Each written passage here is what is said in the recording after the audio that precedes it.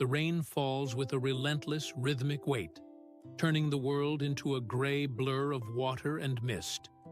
Imagine a traveler standing on the bank of a small, secluded pond.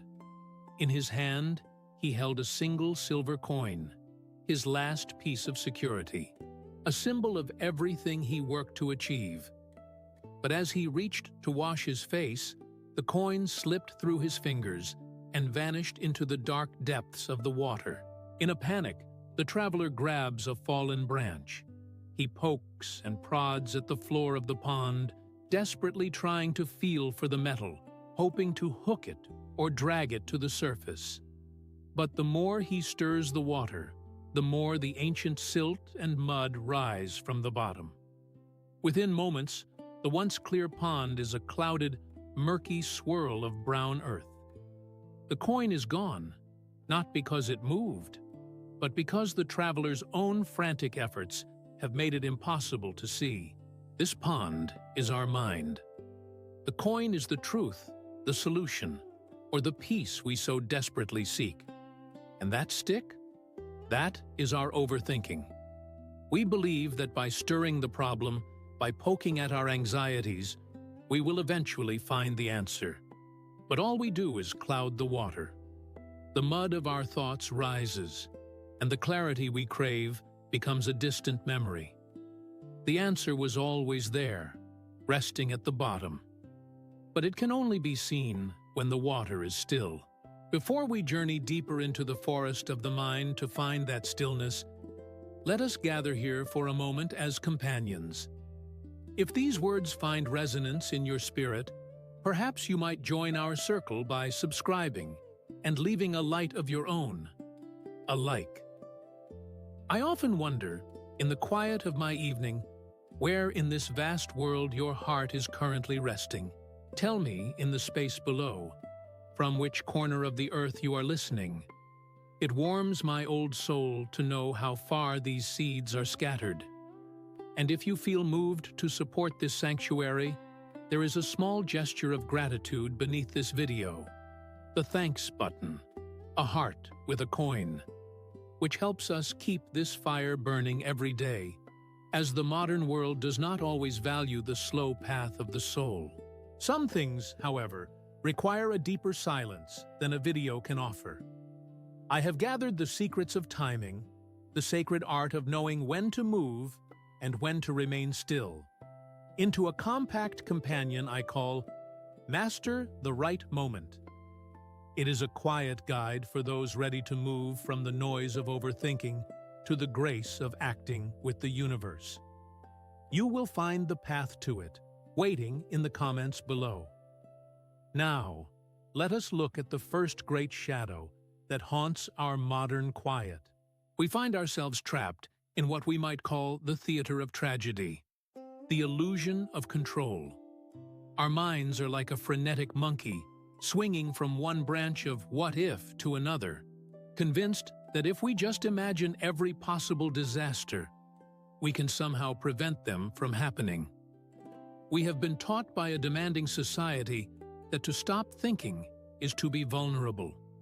We believe that worry is a form of work, and that if we are not suffering in our minds, we are not being responsible. But as the old master Lao Tzu once whispered through the centuries, if we are depressed, we are living in the past, and if we are anxious, we are living in the future. The overthinker is a time traveler who never visits the present. We spend our energy fighting ghosts. Think of the modern ritual of the unanswered text message. A message is sent, and the minutes begin to tick by. 1 hour, 2, 3. In that silence, the mind begins to weave a masterpiece of catastrophe. Are they angry? Did I say something wrong?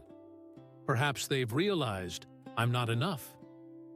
We analyze the punctuation, the lack of an emoji, the history of our last 10 interactions. This is the voragem, the whirlpool of the monkey mind.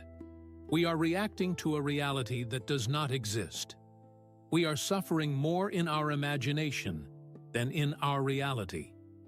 The biological machinery that was designed to protect us from tigers in the high grass has been hijacked by the digital hum of the 21st century. Our nervous systems are in a state of constant, subtle alarm, interpreting a silent phone or a cold look from a boss as a threat to our very survival. We must understand that 90% of the thoughts that keep us awake at 3 a.m. are not thoughts at all. They are ghosts. They have no body, no teeth, and no power to harm us unless we feed them with our attention. Overthinking is not a sign of intelligence. It is a survival mechanism gone rogue. It is the ego's attempt to play God, trying to calculate the infinite variables of tomorrow when we haven't even finished breathing through today. When we overthink, we are trying to solve life as if it were a math problem. But life is not a problem to be solved. It is a resonance to be felt. To break this illusion, we must recognize the mental tinnitus, that constant high-pitched frequency of noise. We must learn to see our thoughts not as us, but as clouds passing over a mountain.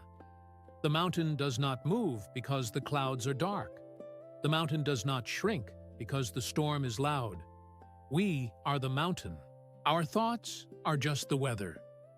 By identifying with the silence of the mountain rather than the noise of the clouds, we begin the process of maturation. We move from the frenetic grasp of the ego to the stable grace of the observer. This leads us to a deeper truth, a concept that feels like a cooling rain on a fevered brow. The art of Wu Wei, or the action of non-forcing. Our society is obsessed with grind, with hustle, and with the idea that the only way to achieve something is to force it into existence. We treat our lives like a block of marble that must be hammered and chiseled with gritted teeth. But the Tao teaches us a different way, the way of water. Water does not use a hammer to move through a canyon. It simply flows. It finds the path of least resistance. It does not think about how to bypass a rock. It simply is the movement that encompasses the rock. Overthinking is the ultimate form of Wei, forced, artificial action. It is the friction of a mind trying to outrun itself. When we overthink, we are like a swimmer who is so afraid of drowning that they splash and thrash until they exhaust themselves and sink. The one who knows Wu Wei simply floats. They understand that the water has its own buoyancy, and the universe has its own rhythm. Think of an elite athlete or a master musician in the moment of their greatest performance. They are in the zone, a state of fecund creativity. If you were to stop the violinist in the middle of a complex concerto and ask them, "What are you thinking about?" the answer would be, "Nothing." If they began to think about the position of their thumb or the theory of the notes, the music would shatter. They have moved beyond the noise of the mind and into the flow of the Tao. They are not playing the music. The music is playing them. In our daily lives, we can apply this by changing our relationship with our tasks. Imagine a high-stress project at your work that feels like a mountain you cannot climb. Overthinking makes you stare at the summit until you are paralyzed by the height. You imagine the failure, the judgment, the exhaustion. This is forcing the mind. Wu Wei, instead, asks you to focus only on the very next brushstroke. You don't build a cathedral. You lay one brick with perfect presence. You don't fix a relationship. You simply listen to the next sentence without preparing a defense. When we stop forcing, we stop the stutter in our lives. Overthinking is a mental stutter, a repetition of the same anxious loop that prevents the sentence of our life from moving forward. By practicing non-forcing, we allow the natural intelligence of our bodies and the world to take over. We begin to trust that the same force that moves the planets and coordinates the migration of birds is also moving through us. This is not a call to passivity. It is a call to aligned action. It is the difference between rowing a boat against a gale and setting the sail to catch the wind. One leaves you broken and exhausted, the other carries you home with a sense of wonder. The fecund silence that follows the cessation of overthinking is where true creativity is born. It is where we find the sutil or subtle power of the Tao, a power that does not scream, but always prevails. As we stand by the edge of our own internal pond, we begin to realize that the noise we carry is not just about our own actions, but about how we perceive the world around us. This brings us to a profound secret shared by the ancient wanderer, Zhuangzi, the wisdom of the empty vessel. Let us consider the architecture of a simple clay jar. We look at it and see the clay, the shape, the kiln-fired walls. But the master reminds us that the jar is only useful because of the part that isn't there. It is the emptiness inside that allows it to hold water. It is the space within a room that allows us to live in it. Yet, in our modern lives, we have become terrified of emptiness. We fill every second of silence with a podcast, every moment of waiting with a screen, and every hollow space in our hearts with the noise of overthinking. We have forgotten how to be the vessel. Imagine for a moment that you are rowing a small boat across a lake on a misty morning. You are enjoying the silence, the rhythmic dip of the oars into the glass-like water. Suddenly, through the fog, another boat appears, drifting directly into your path. It strikes your hull with a sharp thud. In that instant, a flame of anger rises in your chest. You begin to shout at the other rower, "Watch where you are going! Why are you so careless? You've ruined my morning." Your mind begins to race, constructing a whole history for this stranger. How they are selfish, how they have no respect for others, how the world is full of people like them. Your overthinking has turned a simple collision into a moral war. But then, as the fog clears just a little more, you look into the other boat and realize it is empty. No one is at the oars. It was simply a boat that came untied from a dock, drifting with the current. In that second, your anger vanishes. There is no one to be angry at. The boat is just a boat. The collision is just an event. The theater of tragedy you built in your mind collapses into a peaceful, if slightly damp, reality.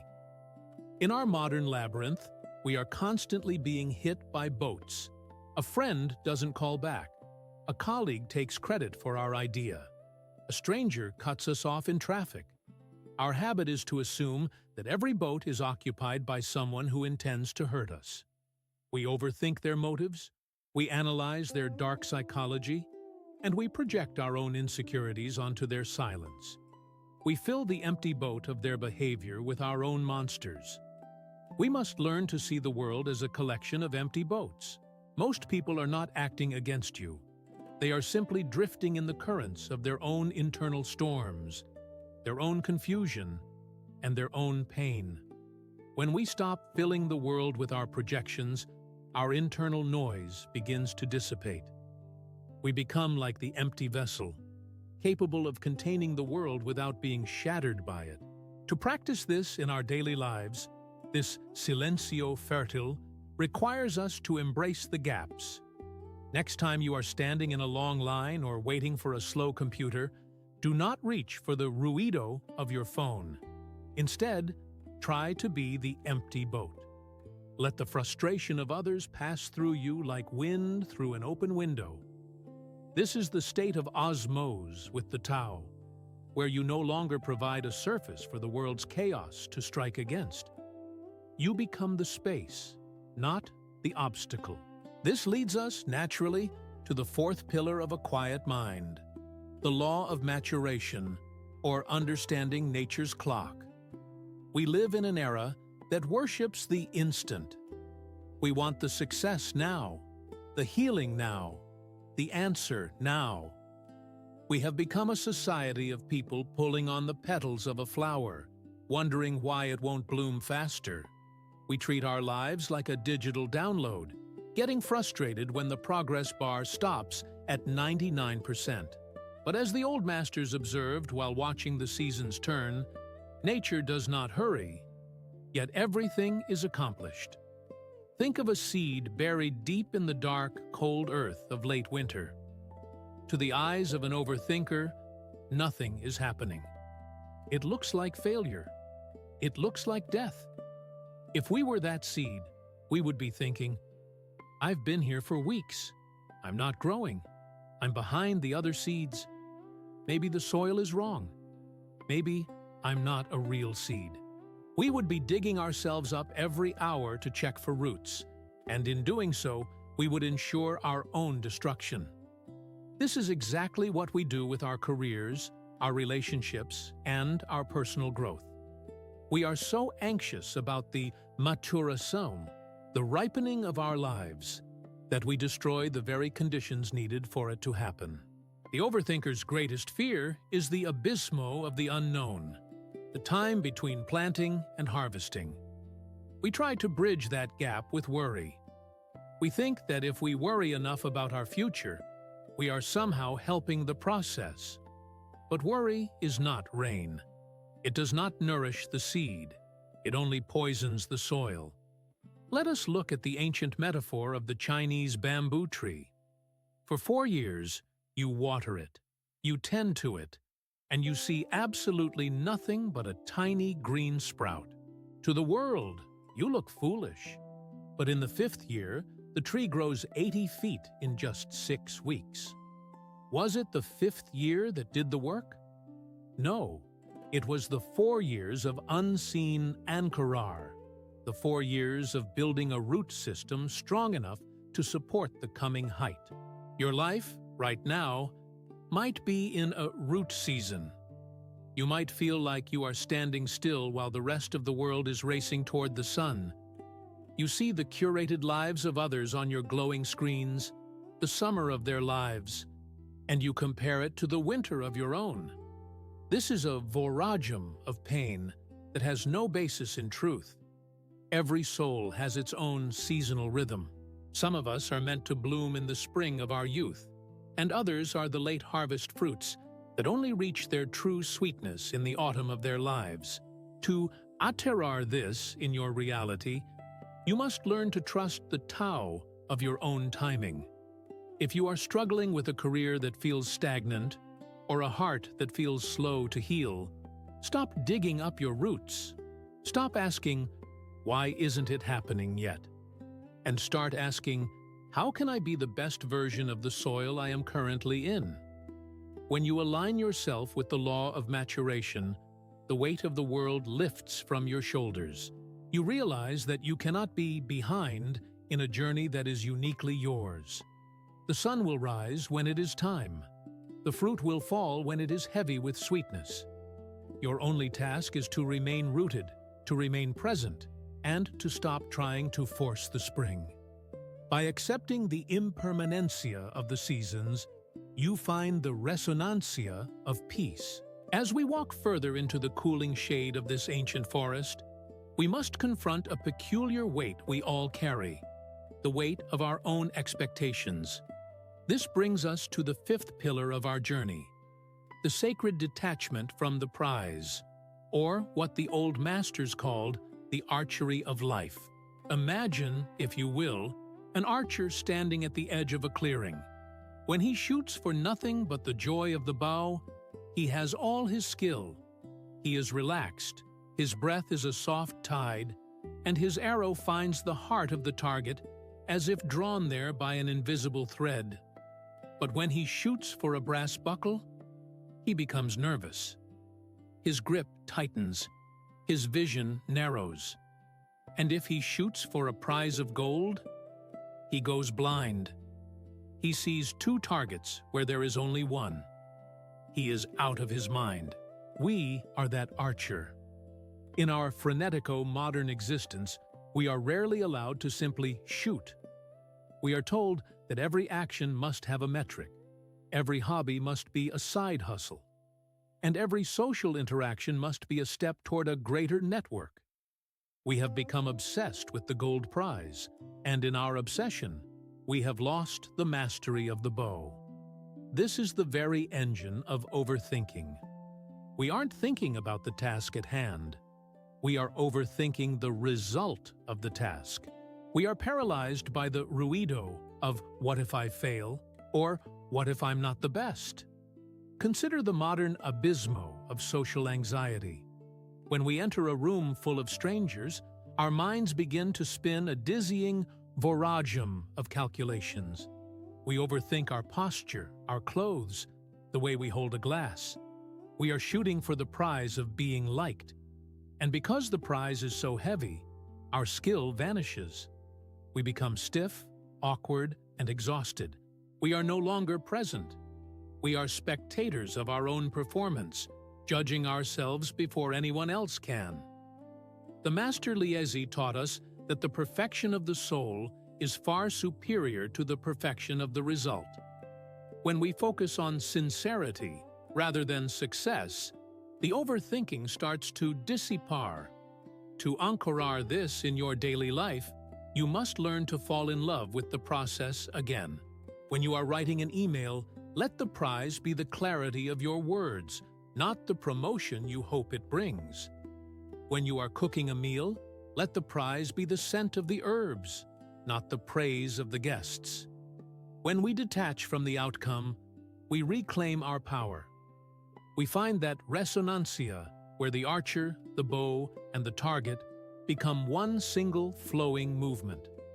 The anxiety of the future result dies, and the fecund peace of the present action is born. This movement toward the present brings us to our final and perhaps most profound pillar, the return to the Pu, or the uncarved block. Since the moment we were born, the world has been busy with its hammer and chisel, trying to carve us into something useful. Our parents carved us into good children. Our schools carved us into productive students, and our jobs carve us into efficient employees. We have become complex, intricate, and deeply tired. Overthinking is often just the sound of the chisel hitting the stone. We think we need to work on ourselves to fix our flaws and to sculpt a better version of our identity. We are constantly overthinking who we should be, losing sight of who we already are. The Taoist concept of Pu invites us to set down the chisel. It is the state of the uncarved block, a piece of wood in its natural, simple state. It has no shape, yet it contains all potential shapes. It is not useful in the way a chair or a table is useful, but it is vital in the way a forest is vital.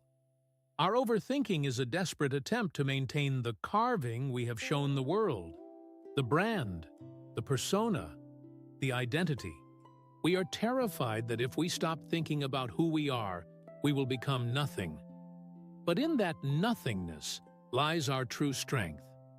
Think of the transfiguration that happens when you are with someone you truly trust, someone with whom you don't have to be anything. In those moments, the overthinking stops.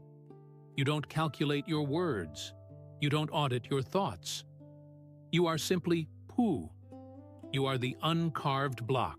In our digital age, we suffer from a perpetual identity crisis.